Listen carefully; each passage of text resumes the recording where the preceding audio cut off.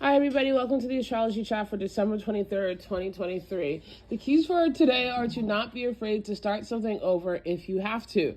Let yourself adjust, let yourself get the information that you need, and let yourself take a wider view so that you can convey and understand and build in a way that works for you.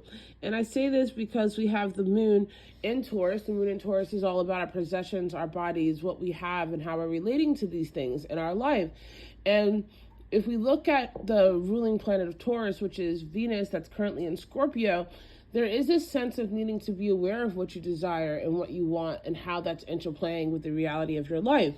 However, there is this need to take a wider view of not just to look at what's in front of you. And this is amplified by the fact that we now have Mercury that has slipped back into Sagittarius and will be in Sagittarius until January 13th.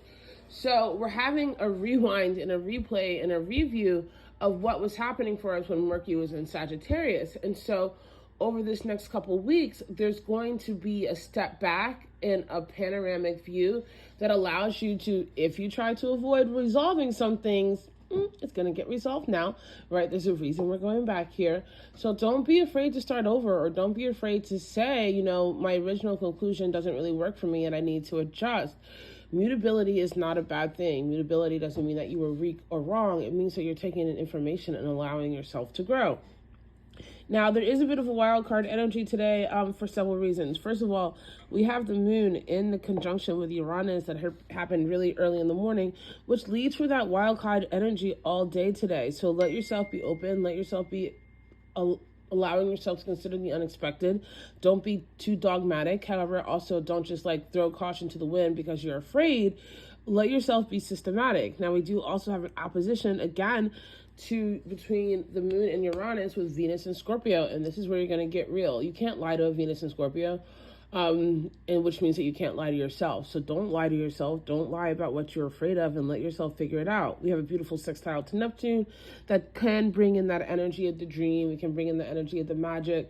But it also, again, because there's so much serious kind of energy in the air, is telling you to deal with it, right? Don't outsource your magic. Let yourself tap into the process and development of your own internal magic and the mage within you.